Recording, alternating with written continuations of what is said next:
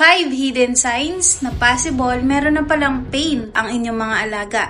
Hi, I'm Dr. Rox TV and I am a veterinarian. Hindi naman nakakapagsalita sila, di ba? Hindi nila sasabihin, masakit tiyan ko, masakit ulo ko, masakit katawan ko, nilalagnat ako.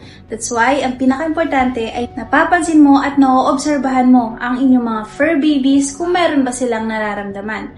Una, ayaw nilang magpahawak sa tiyan, sa kanilang parte ng katawan, which is dati okay lang naman.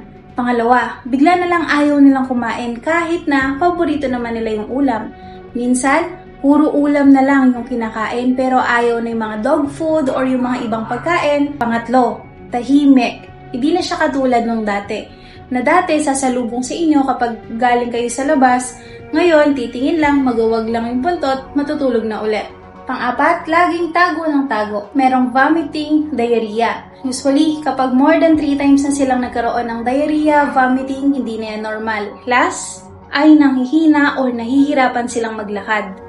Yung akala nyo, bumigat lang sila, tumaba lang sila, pero hirap na pala silang maglakad, may iba na palang nagkukos. Madalas kasi, hindi naman sila iiyak kahit na may masakit. Yung iba pa nga hindi nila pinapakita sa kanilang owner na may nararamdaman sila. Unless, sobrang severe, sobrang lala na. So, kung napansin mo yan sa inyong mga alaga, please have them checked.